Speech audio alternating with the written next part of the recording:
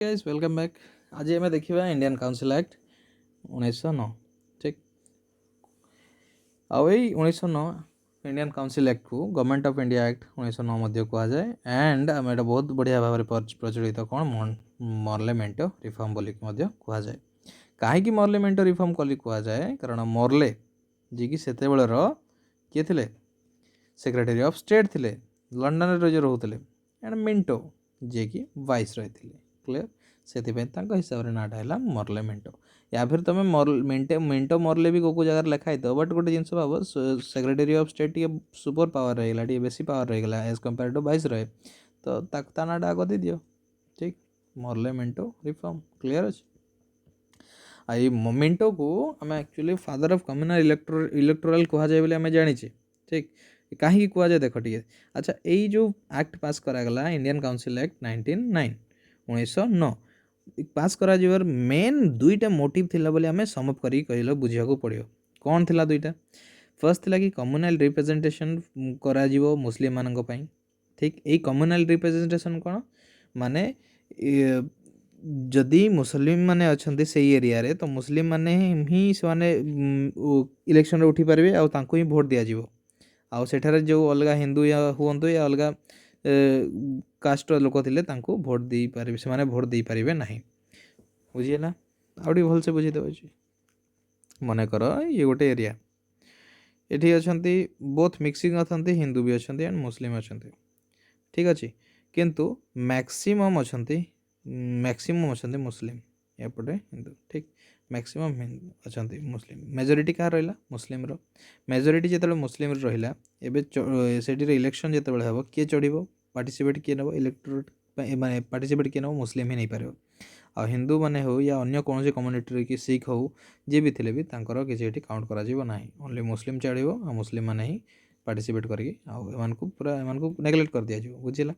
तो एरिया है ये तो से भाया जो कर दिगल ये तो आमर बंग विभाजन होता ना मन पड़े तो 1900 5 बंग विभाजन होता कौन कर दिया से ही जिनस तो 1905 बंग विभाजन कर दिया आउ सपोज एटा एरिया है यहाँ हिंदू रही मुस्लिम रही एपट साइड्रे हिंदू एरिया एपट साइड्रे मुस्लिम एरिया तो हिंदू लोक मैंने एपटू हिंदू एरिया को पड़े मुस्लिम लोक मैंने मुस्लिम एरिया को पड़े ठीक अच्छे तो से बंगटा दुई भाग में विभक्त होगा हिंदू एरिया गोटे साइड्रे मुस्लिम एरिया क्लियर अच्छे यही जो जिनसटा को कर मूल उद्देश्य है यहाँ तो से बोलिकी आमर ये जो कम्युनल रिप्रेजेंटेशन जो करागला मुस्लिम मानक से बोलिकी ये क्या द्वारा करागला कि मिंटो द्वारा करागला से बोलिकी फादर ऑफ कम्युनल इलेक्टोरल बोली क्या कहुए मिंटो को लॉर्ड मिंटो को बोली कहुए। ठीक अच्छे आउ गोटे कौन पर्पस थी ना जो मॉडरेट मान को सप्रेस करने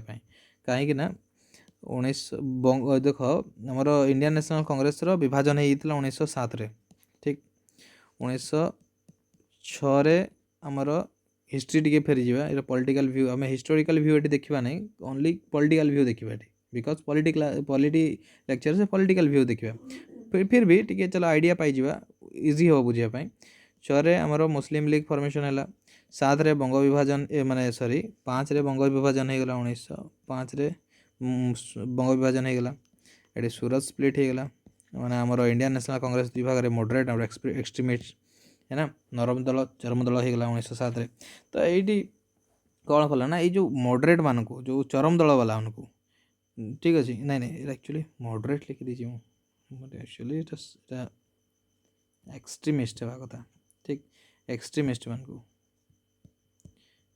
मान को सप्रेस करने मॉडरेट मान को सांत्वना देवे आ एक्सट्रीमिस्ट मान को टी केमती करके सप्रेस करेंगे से मेन मोटिव थिला देखिए चलो टी बड़ अच्छे ये बुझापी टाइम लगे तो सेंट्रल लेजिस्लेटिव काउंसिल मो हिस्टोरिकल पर्सपेक्टिव व्यू रे देखिए नहीं खाली जस्ट बुझी चलो जी इंपोर्टेंट पॉलिटिकल व्यू रे से एम्फासाइज देवी बाकी गुड़ा को ऊपर कहीदेवी। ठीक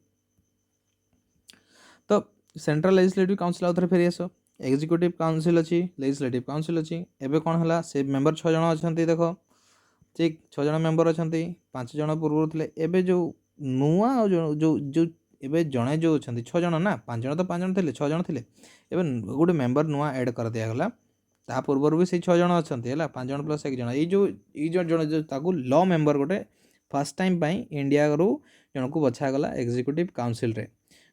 ମାନେ ଭାଇସରୟର ଏକ୍ଜିକ୍ୟୁଟିଭ୍ କାଉନସିଲ୍ରେ ଫାର୍ଷ୍ଟ ଟାଇମ୍ ପାଇଁ ଲ ମେମ୍ବର ଜଣକୁ ବଛାଗଲା। ତାଙ୍କ ନାଁ ହେଲା ସତ୍ୟେନ୍ଦ୍ର ପ୍ରସାଦ ସିହ୍ନା।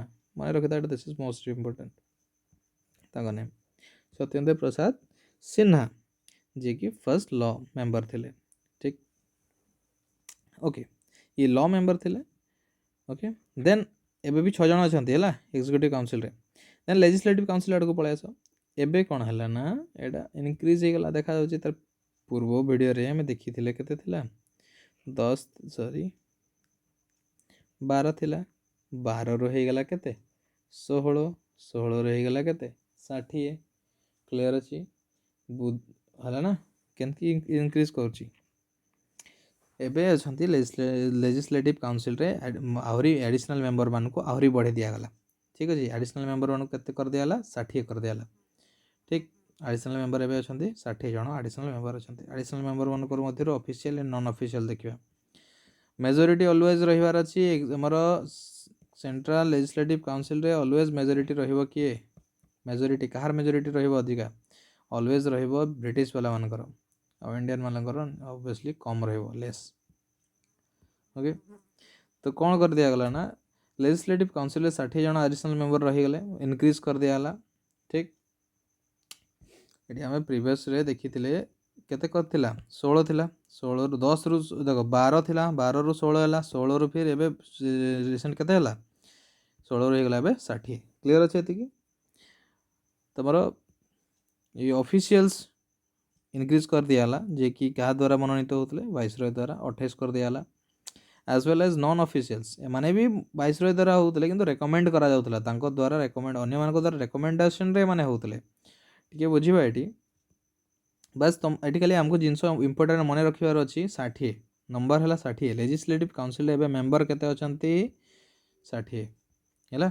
1909 रे मोर लेजिस्लेटिव काउंसिल मेंबर केते अछंती 60 जण मेंबर। बस एती क्वेश्चन तुम जदी मन रखिजो दैट्स इनफ। एंड आकु जिवा कोन हैला ना एटा सेंट्रल रे आ तांकर जो नॉन ऑफिशियल्स थिले तांको 32 जण देखो, आ एपटे ऑफिशियल्स मानको 28 जण। ठीक, एटा एमसीक्यू रे पचार दे बेले बेले एटा ए 60 नंबर 28 नंबर 32 नंबर। ठीक, ये 60 रु के केते रहि गले 28 जण ऑफिशियल एंड 32 जण नॉन ऑफिशियल। ए नॉन ऑफिशियल्स मीन इंडियंस उडा कोन हैला ना नॉन ऑफिशियल्स मानको मध्यरु 5 जण रहिले वाइसरॉय द्वारा मनोनीत हेबे, 12 जण रहिले जो मु कहितली बॉम्बे बेंगल मद्रास और जो नॉर्थ वेस्ट फ्रंट प्रोविंस रु 4 जण थिले एबे तांको बढ़ेई की 12 कर दियाला। ठीक अछि, प्रोविजनल असेंबली रो एमानकु मनोनीत करागला। देन एमाने किए रहिले आउ रहिले जो आ गुटे थिला जो सिंगल जणे थिला चैम्बर ऑफ कॉमर्स कोलकाता रो जे थिला, प्लस आउ जणे ऐड हे गला from chamber of commerce in Bombay रो मध्य आसी गला जणे। तो जणे जणे दुई जणे कोलकाता रो जणे चैम्बर रो आ बॉम्बे रो जणे चैम्बर रो दुई जण हे गले। एंड 13 जण हेले तांको स्पेशल इलेक्टोरेट मिलेला। स्पेशल इलेक्टोरेट देखिबा टी बुझिबा, स्पेशल इलेक्टोरेट रे मुस्लिम्स आ बिजनेसमैन और जमींदार माने रहिले। मुस्लिम माने 5 जण, बिजनेसमैन 2 जण, जमींदार 6 जण। तो देखो हैला ना नहीं 13 हैला। एंड देखो 13 तो 14 15 हैला, 15 आड़े 12 केते 32। ओके, सॉरी 15 12 प्लस 5 32 हैला ना नहीं। ओके, देन देखिए आपको एडिशनल मेंबर्स जो थिले एडिशनल मेंबर्स प्रोविंशियल रे भी मध्य थिले। एटा तो सेंट्रल रे प्रोविंशियल में मध्य थिबे, प्रोविंशियल लेजिस्लेटिव काउंसिल रे भी सेटारे मध्य कोन कर दिया गला तांको मध्य इनक्रीज कर दिया गला। इनक्रीज कर दिया गला ऊपरे ऊपरे जानो बेंगल रे आ बॉम्बे रे मद्रास रे तांको 50 50 करके इनक्रीज कर दिला। 50 हे गले इच रे समस्त 50 50 जन रहिबे, एज वेल एज 30 30 जन रहिबे आसाम रे, बर्मा रे आ पंजाब रे। क्लियर, आ किछि जानबा दरकार नै। बस ये खाली देखी था दिस इज पॉलिटिकल व्यू नुहे। हाँ चलो पॉलिटिकल व्यू रे आमे माने नॉर्मली ऊपरिया देखिबे जे पॉलिटिकल चेंजेस कोन हैला, चेंजेस हैला हमर लेजिस्लेटिव काउंसिल रे कोन चेंजेस हैला, दैट इज इंपोर्टेंट। ओके, जो मेंबर इनक्रीज कर दिया गला। केते केते जण मेंबर रहितले एटा तो पचारे नाही, बट फिर भी जानी थिबा कथा।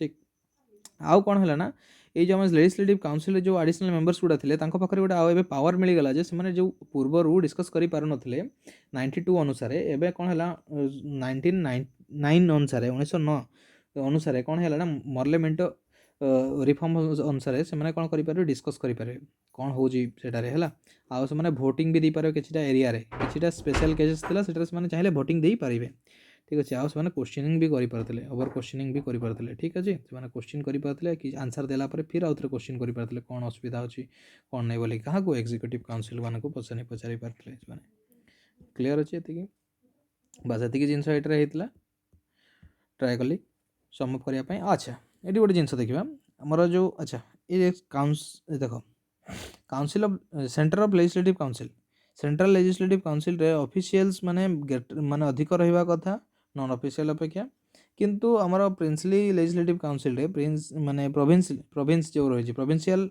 Legislative council provincial legislative council रे ऑफिशियल्स गुडा कम रोचन जी as compare to the non officials okay बस ये जिनस देखी दो कारण देख यहाँ है आमर सेंट्रल लेजिस्लेटिव काउंसिल से एग्जीक्यूटिव रहा आटा लेजिस्लेटिव रही से माने रहिले बेसी रोचन एग्जीक्यूटिव वाला माने जी जार अंडर वाइसरयर पावर रहा जी वाइसरय को मनोनीत माने डायरेक्ट वाइसरय ही करुच्ची वाइसरय को देखिए रेकमेंड करके एपट साइड एडिशनल मेंबर जो आसुचंदी से अलग कथा किंतु ये माने एग्जीक्यूटिव वाला तांको कले क्लियर अच्छे देन किंतु प्रोविंसेस केस रे कौन है ना प्रोविंसेस केस रे बेसी रहीगला आमर नॉन ऑफिशियल्स एंड ऑफिशियल्स कम रहिले सो से कहीदेली ये बस एक्स ऑफिसियो गोटे जिनस देखा एक्स ऑफिसियो होगा आमर जो यही एक्स ऑफिसियो कह जाए आमर जो एग्जीक्यूटिव काउंसिल प्लस आमर क्या गवर्नर जनरल ऑफ इंडिया कहीपर या फिर वाइसरय कहीपर मिसेले एक्स ऑफिसियो हो या फिर आम कहीपर जो आमर प्रोविंस लेजिस्लेटिव काउंसिल रे प्रोविंशियल लेजिस्लेटिव काउंसिल रे एठी जो मेंबर्स एठी किए रहिले executive council members plus governor मिसिक एक्स ऑफिसियो कह क्लियर अच्छे बस ये डाटा ओके देखा नेक्स्ट वीडियो रे थैंक यू।